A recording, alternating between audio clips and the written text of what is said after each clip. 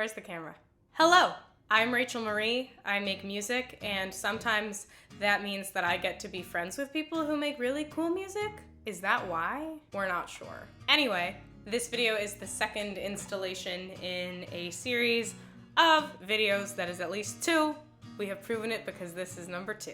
The second in a series of videos about songs being misunderstood. In this episode, I talked to Ash Lesperance of The Promise Is Hope, and I loved this conversation. It goes way deeper than someone getting confused about one of your lyrics. Both of us kind of had epiphanies in the middle of it and challenged ourselves and challenged one another, and I think both rose to those challenges, and that's the kind of content I love, so it's exciting to actually get to create it. Please enjoy. And without further ado, here is me in the past talking to Ash Lesperance. Thanks for being willing to talk to me about a song of yours that's been misunderstood. And you are Ash Lesperance of The Promise Is Hope. Do you want to say anything more about The Promise Is Hope in general? Sure. So my husband and he is currently making lunch for us if you hear noises in the background. We are here in Worcester, Massachusetts, and we make music together as a folk duo called The Promise Is Hope. Did you tell me what song it was that you were thinking of? No, I don't think so. So it's from our first record. It's called God Knows I've Tried. So it's really, really old. We never play it live anymore. It feels to me, I don't know if you'd agree, but every time you kind of start writing or releasing new stuff, it's just like the previous album feels like it's a totally different person, totally different iteration of who you were. And I mean, the growth in the last 5 years in my personal life and then with us as a band, that album doesn't sound like me or like us anymore at all. You know, it feels old, not just years wise, but season wise of who we are and who I am now. It feels like such an ancient song, but yeah. When I wrote this song, I think I recognize now that I was going through my first bout of codependency recovery without knowing that that's what was happening. I was finishing college in 2013, and Eric and I were getting married and kind of starting the band in 2014, and then this record came out in 15. So it was a formative couple of years of me beginning to find my own path, obviously, leaving school, getting married, starting a band, becoming a musician. We weren't really full-time yet, but just this idea of releasing a record and, what does that mean and what are we going to do? It was an intense few years to go from the bubble of college into a lot of really new things. And that's hard for anybody, making those decisions when you're leaving school, not really knowing what you're going to do.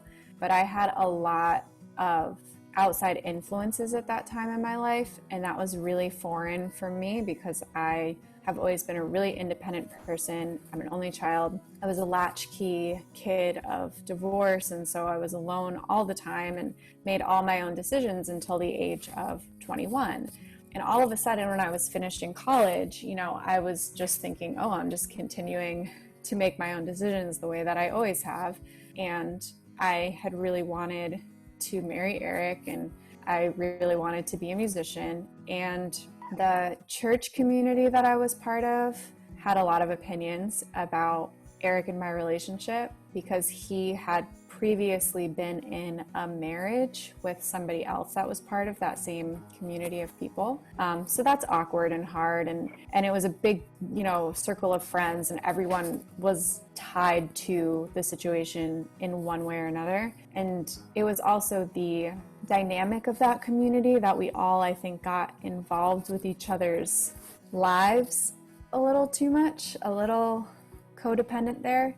So they were having a lot of thoughts on what was going on. And at the time, I was really appeasing their thoughts. Eric and I kind of broke up for a little while because everyone was so stressed. And, he and I were fine with our relationship, but we were so afraid of everybody else that we were okay, we're just not going to talk to each other, or we kind of kept everything secret, and we weren't publicly a couple for a long time because we were so freaked out. And then at the same time, weirdly, my dad, who I didn't grow up living with, I have a good relationship with him, but we didn't live in the same house. And he was never really a strong parental figure, or he didn't have a lot of input in my decisions. And like I said, I was a really independent kid. He suddenly, I think, kind of had a bit of a crisis with me leaving college and being like fully grown. And all of a sudden, he also had a lot of opinions about what I wanted to do for work. And oh my gosh, you're getting married at 22. And just, he had a moment and we got into a lot of fights. And I was really frustrated with the fact that I couldn't appease him and I couldn't make decisions that I think he was going to be happy with, because I was already in so deep. Like, I was engaged and he was like, what are you doing? It just was too late, you know? And so the song was really written as this very frustrated, rebellious, like, I'm so sick of trying to make everyone happy. And God knows I have been working really, really hard at trying to make everybody happy. And how has it not been enough? And now that I'm almost 30, I look back and I go, because that's never going to be enough. You know, like, I look back at my younger self and go, it's okay. You're a little codependent. You're a little bit too concerned about all of these people and all of their feelings. And like, yeah, you're right. You have tried and it's not enough, and get over it, you know? Yeah. So that's the background of the song. It was kind of aimed, I think, written somewhat in response to my dad, to our pastor, who turned out to be incredibly manipulative. We sort of like all figured out a couple years later, you know, after the song was written, like, whoa, okay, we were working really hard to appease him, and he actually was kind of taking advantage of that for a long time, and gaslighting and all that other just not fun stuff. And then a lot of the people in the community that just were really, that I had been, you know, working really, really hard for their approval. The song was really just like, okay, you all are just in my business and I'm out. But then the really weird, like, misunderstanding of the song, a lot of people have projected onto the song in really interesting ways. And I've had a number of people who it is not about, but who are close to me, have said, oh, is that song about me? And I find that so interesting. I find that that's a little bit of, I think they could probably use it as their own insight of, like, because if you see yourself in it, like, maybe there's a reason. Yeah, like, or like if there's not, why do you think there is? Exactly. And it's interesting. I'd say these people have a history of similar behaviors, where in their own situations they have been somewhat controlling, a little codependent, a little bit like inserting themselves where they aren't necessarily needed.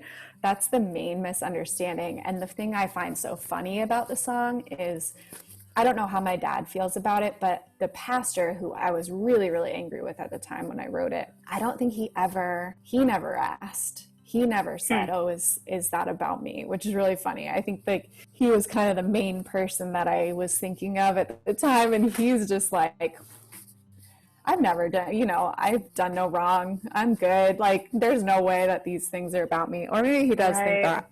I haven't talked to him in years and years. So that's like psychological, like, weirdness with this song. Yeah. And I think there's a healthy seeing yourself in a song. Like, there's a lot of music that, you know, obviously is not written about you, but there are these moments where you're like, oh my gosh, like, that's so insightful. And I am projecting in a healthy way, because you're like, this is something I can learn about myself and my life. Yeah, you're like, oh, that hits too close, but why? Which is great. But then when it's like this personal, like, literally people trying to figure out if they are the subject, it's kind of like, I don't know, just, it's so that's so personal. And it's also like, I think it kind of portrays to, like, how bad we all are at communication sometimes. That, like, you think I would write this, like, kind of nasty thing about you and not, and then play it in public at a show where you are and not have yeah. it. But that is, I mean, have you written songs that are like pretty poignant and pretty like you want to communicate something without having to sit down with the person and really like hash it out? It's easier sometimes to just like write this. Oh yeah, I'm sure I've done it. Yeah. Yeah. It's funny, this wasn't even one of the songs that was like the reason I brought it up, but there's one of my friends from childhood who I've known for like practically my whole life. There's one song that I wrote about him, and he tried to guess for years which song was about him, and I just like think it's so obvious. And like that's not the same as like one of the nasty ones, but like for sure I've been in situations, you know, interpersonal situations that I like did not think were chill and wrote songs about them. Like definitely. Yeah. And sometimes it is safer because if the people seriously aren't like safe to be around, if there's no reconciliation possible, then sure, like, you know, whatever. It is an easier way to communicate. But I definitely look back. This was my MO when I was younger, that, you know, I was involved with a boy and wrote a mean song and then put it up on YouTube or something because I wanted to communicate like, hey, I liked you and you were the worst, you know, and I didn't know how to do that for most of my life. I didn't know how to communicate directly, and settled for situations just like this song, settled for situations that weren't healthy and was frustrated, but I never could communicate my way out of it. So songwriting for me was a way to cryptically be able to communicate my frustrations, but really do nothing about them. And something I find hard, something I find really tough at 29 is I'm really learning how to songwrite again, you know, as a grown-up, because I'm trying to really figure out, like, if my creativity can't be, that's not healthy. I think it's healthy to vent through songwriting, and I think it's okay to be writing songs about whatever. I think that's fine. But I know fully well that I can't really do what I used to do. Like, I need to be facing my life head on in life and communicating with whoever I need to communicate with. And, you know, I mean, if somebody, like I said, if you're not going to reconcile and you really can't communicate with somebody that for whatever reason, you're not friends anymore, or the relationship isn't going to work, or they're dangerous to be around, then fine. But, you know, I can't anymore have issues with people in my life and avoid the communication and instead songwrite and just be like, this is how I feel, and maybe they'll hear it at a show and like, ugh, because it's just not how I want to live anymore. Like, but now I don't know how to write anymore. It's so much harder for me to find, I have to find different avenues, and I have to say I've struggled with that for years and years and years and years, just like understanding like how to now write about myself and get in touch with what I'm actually going through, as opposed to, it's so much easier to focus your attention on how frustrated you are with other people and instead be like, what's up with me? You know, like, what do I actually need to express and how can I express it? It's so much easier to be like, yeah, that person, screw that person, and write a song like that. That's easy. It really is. But it's not the healthiest version of me. And so I'm really trying to get in touch with the healthiest version of me. And my prayer is that good songwriting will come from this healthy soul, you know? Yeah. I feel that. Sorry, that was all just like epiphany as I was saying it out loud. I was like, oh man, wow. Awesome. Yeah. Kind of cool. Wow. Actually, this is a funny thing that I meant to tell you anyway. Did you know that we got a dog? Yeah, I saw pictures. So cute. So when I was driving her home from Pennsylvania, I was like, what am I going to do? She was like whimpering a bunch. And so I was like, I can't just like listen to a podcast. That's not going to work. So I turned on my own music just to be like, I'll get her used to the sound of me singing. Yeah. That's going to be important, right? And then eventually I felt self-conscious listening to myself on shuffle on Spotify. Yeah, I can't do it. So I was like, what's soothing? The Promise is Hope is soothing. And so I shuffled you, and then when this song came on, I was like, not soothing. It's like, what is this? Cool, but yeah, and like I really liked it. I thought the production was really cool. I like am not, I don't know, like I guess I'm not used to hearing you sing in like even just the tone that you're using. Like I think because of the tone of the song. And again, I had forgotten that it was this song that you were talking about, but I was like, that's wow, really funny. This is different. So for you to be like, it doesn't even feel like me, I'm like, yeah. Like no, it doesn't. That's the you I don't know. Yeah. And it's a me that happily I don't know much of that anymore, because I was really lost in, my anger because I had given so much of myself. It took me even up to this point, even up to this day. Yes, there were things that were really manipulative and really unhealthy and were happening to me for sure. But I also completely allowed it. I completely let myself. Who breaks up with somebody because a bunch of people are like, we don't actually like this? I was just like, okay, cool. Like, I want you to like me, so let me fix my life for you. I was so angry because I had lost so much and I had given far too much. So that, luckily, I don't really recognize anymore, but I do like the tone. I would like to maybe sing like that more again. Yeah. I unleashed on that one, which is cool. But yeah, how do you get in tune with like your anger without being misguided, I guess? That would be an interesting thing for me to keep exploring, how to unleash and feel my stuff, but maybe take responsibility for it more than I used to. I don't know. Still sorting it out.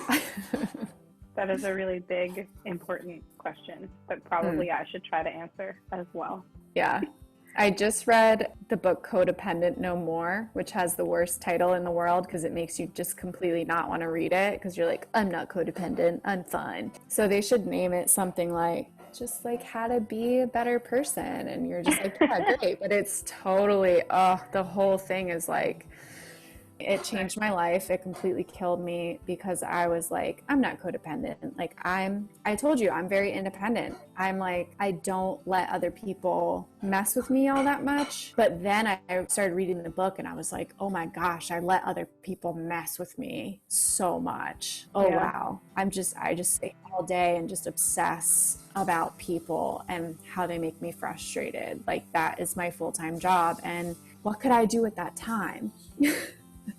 Who could I be with that energy? Like, wow, that would be so different. So that book for me has just been like, I've been preaching like the codependency gospel lately, and everyone I know is probably so sick of me hearing it, but I'm like, wow, if everyone could just kind of like figure this stuff out with themselves, we'd all be completely different. Yeah, my therapist asks me not infrequently, like, you seem to care a lot about what other people think. And I'm like, every time I'm like, right, but it's for a good reason, because like, what if they're right? Yes, I always had this and fear. I know I need to like, no, that is so funny. I always had this fear that I was like, you remember like the kids that got made fun of in school, obviously, right? There were kids that got made fun of in school. I always had this very like irrational fear that I was really, really, really weird and no one was telling me. Like there was something like really odd about me and that everyone knew it behind my back and everyone was talking about it behind my back, but I didn't know. And so I feel like I started this quest of really being like, I need to know what everyone's thinking at all times, because what if I'm super weird or super messed up or super whatever they're talking about and I'm not aware of it? I need to fix it, you know? And it's like, first of all, the weird kids were the coolest kids, and I wish that I had had the balls to be weird in high school, because I didn't. I was obsessed with the cool girls, and I wasted 4 years of my life on bitchy people, when like the weird kids were just doing whatever the heck they wanted. And that's why we all thought they were weird, because they just did what they wanted. And we were all like, what? Stupid. It's so stupid now, you know, but that's like being 29, 30. You just go, oh my gosh, okay, this has been a waste of time. It seems so unfair, but like there was one day, I don't remember whether it was John or Louis, but one day, like I want to say recently, but I'm like, I don't know, anytime in the past 9 months, sometime in the year 2020, I said something about like childhood is just really not fair. Like, it's so unfair that, like, when we're growing, our brains are not there to help us yet. If I had all these faculties, then. Yeah. My dad would always, he's like, he can be a little bit like know-it-all sometimes, but he does sort of make me laugh about it. When I was a kid, he always said, you know that lyric, I wish that I knew what I know now when I was younger. Oh, yeah. Yeah. He'd always sing that, and I'd be like, well, I don't know anything right now. I mean, I can't just learn it all, like download it all into my brain and be like, you know, oh, I'm behaving in a very codependent way with these like mean girls and like, got it. But you have to like screw up massively to be like, oh gosh, like I don't want to do that again. So I think that song, to bring it all back, I think that was the beginning of me going, I waste a lot of time on other people and I'm pretty frustrated by it. I've tried and tried and tried and tried, and people are still, so, maybe that should shift, you know? And I think that's also one of the things about like, sure, maybe the thing that you were articulating was an unhealthy thing, but that's a moment that you had to go through, and it's a moment that like maybe you had to articulate and put into a song that you had put together fully enough that you were going to put it on an album and sing it on stage. And the songwriting process was probably like, I don't know, I'm projecting, but like that was probably really important for you to learn about yourself, to like, if you hadn't written the song, exactly what you're saying, like maybe you wouldn't have at that moment like really sat with what you were feeling and why you were feeling it and who was complicit in it. Yeah. And what you could do about it. Right. And the climax of the song is, I can't appease you any longer. And I think that was the first time I said that out loud.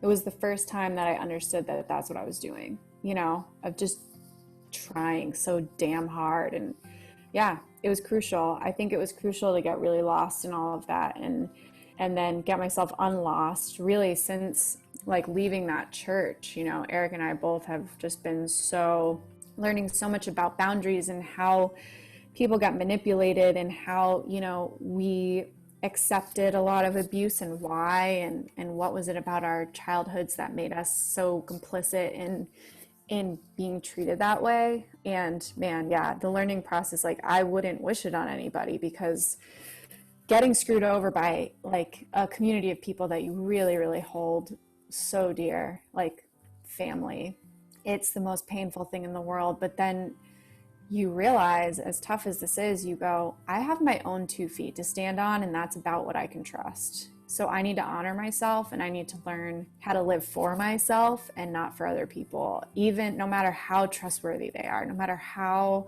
much I love them and adore them and would do anything for them, that's fine. But at the end of the day, I do need to honor and trust myself first and foremost. And you don't really learn that until you've screwed that up. And you know what? Like, I hope the song does get projected. I think good songs get projected, and that's fine. It's just weird that they've been projected so like personally and so like poignantly is kind of strange, where people are literally like, did you write that literally about me? I'm like, whoa, okay. Time for some examination there. But I think it's great if people can see themselves on either side of that coin. You know, personally, if people close to me say, is that song about me? It's maybe an opportunity to be like, no, but do you feel that this has been our relationship dynamic? Maybe that's something that we can like hash out, because that doesn't sound great. And then globally, if you can see yourself on either side of someone who's been trying so hard to appease people, or if you've been somebody that you have wanted people to appease you, right? Like if you're on the other side of it, great. Let the song project and let yourself learn about codependency a little bit, and about like just us all really trying to live for one another as opposed to for ourselves, you know? This guitar is empty sounding, like your words as you stumble for the truth. The strings are old and the wood is weary, and I've grown tired of the songs it has for you. And where's compassion that you preach?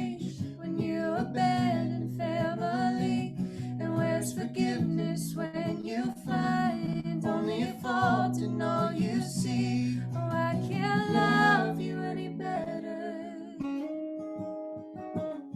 but God knows I've tried.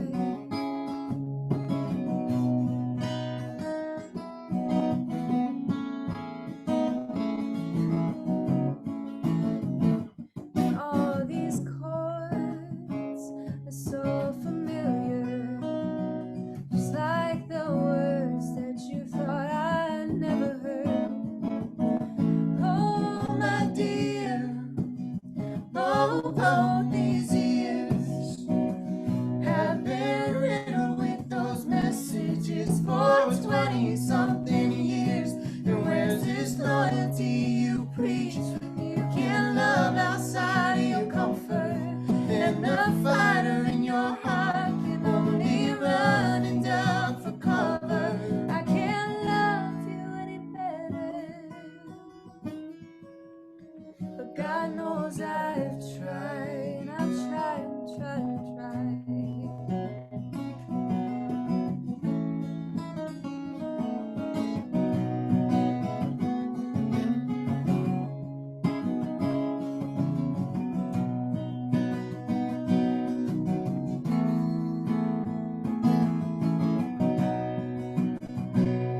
Oh, when fire falls from your lips, you say he loves you, but he can't stomach what you did. Now I don't remember reading that this love comes with a price of trying to be perfect in a broken world's eyes. I can't appease you any longer, but God knows I've tried, I've tried. Oh Lord, I've tried. No, I don't remember reading that this love comes with a price of trying to be perfect in a broken world ties. I can't love you any better, but God knows I've tried.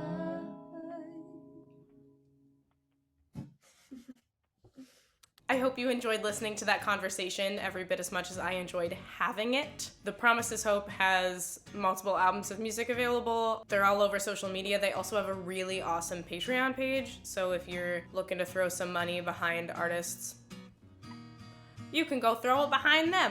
If you enjoyed this video, please give it a like, give it a share, and if you want to know when the next video comes out on my channel, hit the subscribe button, hit the notification bell to make sure you actually get notified.